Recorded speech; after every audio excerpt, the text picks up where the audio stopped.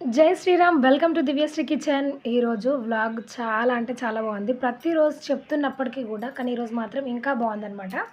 And మీకు తెలుసు కదా, నేనైతే నవరాత్రుల్లో మేము ఇలాగా లలితా సహస్రనామ పారాయణ చేస్తున్నాం అన్న విషయం నా ఛానల్ ఫాలో అవుతున్న అందరికీ తెలుసు. అయితే ఇక్కడ ఏంటి అంటే, మేము పారాయణ చేసే వాళ్ళ సంఖ్య ఎక్కువైపోయింది. మాకు నవరాత్రులు 9 రోజులే కాబట్టి అందరి ఇళ్ళలో చెయ్యలేము. ఎందుకంటే 9 డేసే ఉంటాయి. ప్రతిరోజు ఈవినింగ్ మాత్రమే పారాయణ చేయడానికి ఉంటదనమాట. అండ్ పాపం వాళ్ళని కూడా డిసప్పాయింట్ చేయలేక అందరం ఒక నిర్ణయం తీసుకొని ఏం చేసామంటే, ఎర్లీ మార్నింగ్ కూడా పారాయణ చేద్దామని డెసిషన్ తీసుకొని, మిగతా ఎవరెవరైతే మిగిలిపోయారో వాళ్ళ ఇళ్ళలో ఎర్లీ మార్నింగ్ పారాయణ ప్రోగ్రాం పెట్టుకున్నాం అనమాట. దానిలో భాగంగా ఎర్లీ మార్నింగ్ అందరం అలారం పెట్టుకొని గ్రూప్ కాల్ చేసి మరి ఒక 3:30కే అందరం లేచి ఇంట్లో పనులన్నీ కంప్లీట్ చేసుకొని మేము పారాయణకైతే వెళ్ళిపోయాం అనమాట ఎర్లీ మార్నింగ్. అండ్ ఇక్కడ వంట చేద్దామని కాకరకాయలు కట్ చేస్తుంటే అందులో పురుగు వచ్చిందండి. ఫస్ట్ టైం అసలు నేను కాకరకాయలో కూడా పురుగు వస్తుందని. రీసెంట్గా దొండకాయలో కూడా పురుగు అనమాట. ఇట్లా చిన్నప్పుడు నేను ఏ వెజిటేబుల్లో మహా అంటే బెండకాయ అండ్ చిక్కుడుకాయ అలాంటి వెజిటబుల్స్‌లో ఎక్కువ పురుగులు చూసాననమాట. కానీ కాకరకాయలో కూడా పురుగు ఉంటదని ఇదే ఫస్ట్ టైం చూడడము.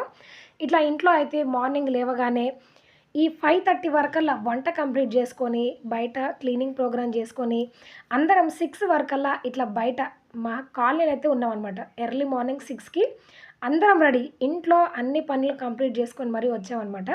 చూసారా, ఆ పక్కన పెద్దావిడ ఇప్పుడే బయట ఊడుస్తుంది. అంటే ఎర్లీ మార్నింగ్ 6 లోపే కదా మేమంతా ఇంట్లో పనులు కంప్లీట్ చేసుకొని మరీ వచ్చి మేము పారాయణకి వెళ్తున్నాము. ఇంకో విషయం ముఖ్యంగా ఇక్కడ ఏం చెప్పాలి అంటే, ఏదో గొప్ప కోసం లేదంటే వాళ్ళ మెప్పు, వీళ్ళ మెప్పు పొందడం కోసం, ఫోటోలకి పోజులు ఇవ్వడం కోసము, ఈ కొంచెం గొప్పగా ఫీల్ అవ్వడం కోసం పారాయణ చేస్తుంది కాదనమాట ఇది. ఇంట్లో వాళ్ళకి ఇబ్బంది అయి చేసే పూజ, ఏ పూజ కూడా మనకి ఫలించదు. నువ్వు ఏ స్తోత్రాలు చదివినా, ఏ గుళ్ళకెళ్ళినా, ఏ అభిషేకాలు చేసినా కూడా ఇంట్లో వాళ్ళని పట్టించుకోకుండా, వాళ్ళ అవసరాలు తీర్చకుండా నువ్వు ఏం చేసినా కూడా వ్యర్థం. అందుకనే మేము మా ఇంట్లో పనులు మా వాళ్ళకి మార్నింగ్ పూట కనీస అవసరాలు వాళ్ళకి ఏమేమి ఉంటాయో అవన్నీ వాళ్ళకి సెట్ చేసి మరీ వచ్చామనమాట. ఇట్లా 6:15, 6:20 అయిపోయిందనమాట మేము వచ్చేసరికి. ఇంట్లో వాళ్ళందరికీ కాఫీలు, టీలు. నిజం చెప్పాలి అంటే ఈ పారాయణ చేసే వాళ్ళలో పెద్దవాళ్ళు కూడా ఉన్నారండి. వాళ్ళకి వాళ్ళ అత్తలు కూడా ఉన్నారండి. వాళ్ళందరినీ వాళ్ళకి కావాల్సిన అవసరాలన్నీ తీర్చి మాకు ఉన్న ఈ కొద్ది సమయాన్ని దైవారాధనలో ఉపయోగించుకుంటున్నాం అంతే తప్ప, ఇట్లా చేసే దాంట్లో కూడా కొంతమంది నెగెటివ్ వెతికి మరీ మాటలంటుర్రు. అది వాళ్ళ విఘ్నతకే వదిలేస్తుందనమాట. నేను ఒకరిని వేలు పెట్టి ఏమి అనను, ఏం చెప్పను. అది వాళ్ళ ఇష్టం. అండ్ చిన్న పిల్లలు కూడా చూసారా, వాళ్ళ కంఫర్ట్ చూసుకొనే మేమేం చేసినా గూడా, వాళ్ళని కాదని వాళ్ళ కంఫర్ట్‌ని బ్రేక్ జేసి, మేము పెద్ద పుస్తకాలు పట్టుకొని వీధుల వెంట తిరిగి ఇలా భజనలు, పారాయణలు చేయాల్సిన పని లేదు. అలా చెయ్యం కూడా. ఇక్కడ ఉన్న ప్రతి ఒక్కరు గూడా అంతే. చూసారా, పెద్దవాళ్ళున్నారు. వాళ్ళకి వాళ్ళ అత్తయ్యలు గూడా ఉన్నారనమాట. ఇంట్లో వాళ్ళకి కాఫీ, టీలు ఇచ్చేసి ఈవెన్ చెప్పాలి అంటే ఇంట్లో ప్రతి ఒక్కటి సెట్ చేసి వచ్చారనమాట. ఆ yellow border and red colour sari ఉన్నావిడ తను ఒక 2 అవర్స్‌లో షిరిడీకి వెళ్ళాల్సి ఉందనమాట. దాన్ని కూడా అవన్నీ సెట్ చేసుకొని ఒక అరగంట ముందు లేసి పారాయణకొచ్చి ఆవిడ పారాయణలో పాల్గొని మరీ వెళ్ళింది. ఇంత కష్టపడాల్సిన అవసరం ఏముంది? ఏదో మెప్పు కోసమా? లేదంటే యూట్యూబ్ వీడియోస్ కోసమా? పెద్ద పాపులర్ కూడా ఏం కాదే. 10 మంది చూసి ఓహ్! వీళ్ళు తెగ చేసేస్తున్నారని పేరు ప్రఖ్యాతలు వస్తాయని చేయడం కోసం కాదే. అది ఎవ్వరి మనసులో వాళ్ళకి భక్తి ఉంటే వాళ్ళు చేస్తారు. ఒకని కోసం రారు ఎవరైనా గూడా. వచ్చినా కూడా ఒకరోజు, 2 రోజులు, 3 రోజులు మటుకు మాత్రమే ఉంటది.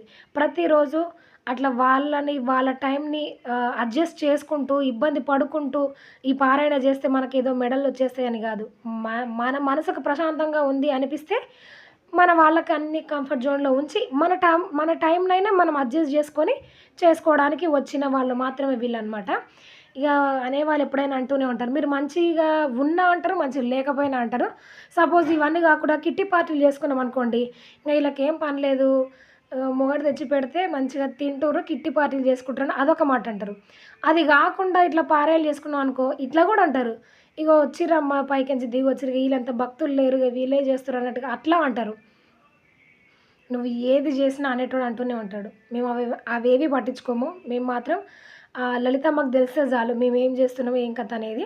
అండ్ మాతో పాటు స్టార్టింగ్‌లో చదవరాని వాళ్ళు కూడా ఇప్పుడు అనర్గళంగా చదివేటట్టుగా అయ్యారనమాట. అట్లా మాతో పాటు ఒక ఇద్దరు, ముగ్గురు పర్ఫెక్ట్‌గా అమ్మవారి పారాయణ చేస్తూ ఉన్న సంతోషమే గదా! అలాంటప్పుడు మేము ఎవరి మాటలు పట్టించుకోము. ఎవ్వరి ఇంట్లో ఇట్లా పారాయణ అయినా కూడా అందరం తలా ఒక చెయ్యేసి సహాయం చేస్తాము. మా చేతనైనంత. మీ ఇంటికొచ్చినాం కాబట్టి మీరే జేసుకోవాలి అన్ని పనులు మాకు తాంబూలం ఇచ్చి పంపియాలని ఏమి ఉండదు. అన్నీ సెట్ జేసి మేమే పారాయణ చేసి తీసుకొని వెళ్ళేటట్టుగా ఉంటాం గానీ, ఇట్లా ఒకరిని కించపరిచే విధంగా మా మాటలుండయి. కించపరిచే విధంగా మా ప్రవర్తన ఉండదనమాట. ఇంకా వాళ్ళని వదిలేస్తే సెకండ్ పాయింట్ ఏంటి అంటే, ఈరోజైతే ఉమాగారి ఇంట్లో చాలా నిర్విఘ్నంగా పూజ అయితే అయిపోయిందనమాట. ఇట్లా అయిపోయిన తర్వాత మేమైతే అమ్మవారి టెంపుల్‌కెళ్ళాము. ఈరోజు మొత్తం గూడా శుక్రవారము మార్నింగ్ నుంచి ఈవినింగ్ వరకు ఎలాంటి అనవసరమైన విషయాల మీద లేకుండా మొత్తం అమ్మ చుట్టే తిరిగిందనమాట. మా ఆలోచన కానివ్వండి, మా పనులు గానివ్వండి, మేము కానివ్వండి. అయితే మా కాలనీలో పోచమ్మ తల్లి టెంపుల్ ఉంది. అక్కడ మంత్లీ ఒకసారి శుక్రవారం పూట ఇట్లా అమ్మవారికి అభిషేకం చేసి, కొత్త చీర కట్టించి పూజ చేసుకొని వస్తారనమాట.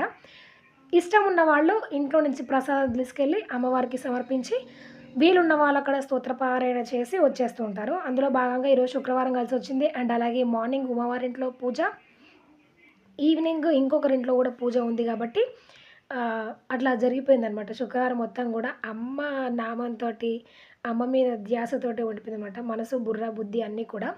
ఇట్లా ఈవిడ ప్రతి శుక్రవారము మంత్లీ ఒకసారి, ఈవిడ పేరు అరుణ, ఇలాగ పూజ చేస్తూ ఉంటారనమాట. అండ్ అభిషేకం చేసేటప్పుడు తీయొద్దు కాబట్టి అది మాత్రమే తీయలేదు నేను.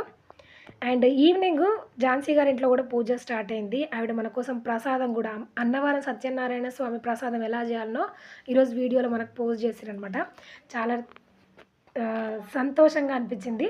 తను ఇంట్లో పారాయణ పెట్టుకుంది అంటే కొంచెం పనులు ఉంటాయి. అవన్నిట్లో కూడా మనకి ఒక వీడియో పోస్ట్ చేసి పంపించారంటే thank you so much. And ఇక్కడ ఏంటి అంటే రవ్వ ఈవిడ ఏం చూపిస్తుందంటే, ఒక గ్లాసు రవ్వకి 3 గ్లాసుల నీళ్ళు పక్కన వేడి చేస్తూ ఉండాలంట. రవ్వని లో ఫ్లేమ్‌లో మంచి కలర్ వచ్చేంత వరకు వేయించుకోవాలనమాట. ఇట్లా వేగిన రవ్వలో ఆ మరిగే నీళ్ళని తీసుకొచ్చి వేయాలి. పువ్వులాగా ఉడికేంత వరకు ఈ రవ్వని ఉడికించుకోవాలి. ఇది ఉడికేలోపు మనము స్వీట్ కోసం బెల్లానైతే తురిమి పెట్టుకోవాలనమాట. ఇదొచ్చేసి విజయవాడ స్పెషల్ బెల్లము. ఇది అచ్చులంటారంట. ఈ బెల్లానైతే మొత్తం తురిమేసుకోవాలి.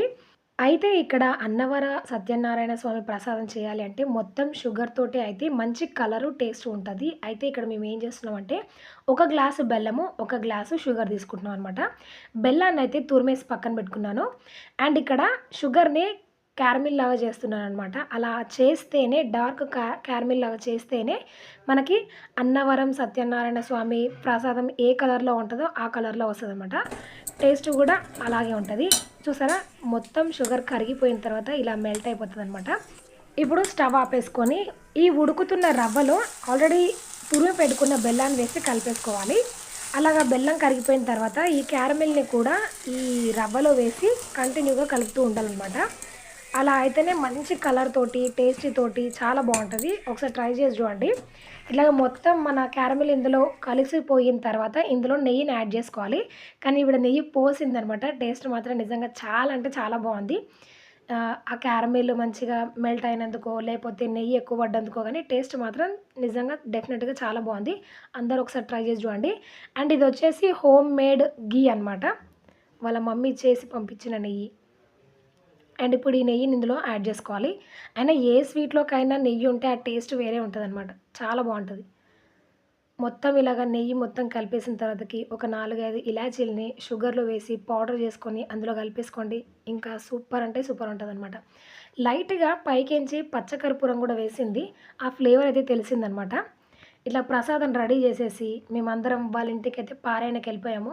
చూసారా, ఎంత పెద్దవాళ్ళు కూడా పారాయణకొస్తున్నారంటే, మేమంటే దేనికోసమో వస్తున్నాం అనుకోవచ్చు. ఆ పెద్దావిడ ఎందుకొస్తుందంటారు? వచ్చి మాకెందుకు మంచి విషయాలు చెప్తుందనుకుంటారు?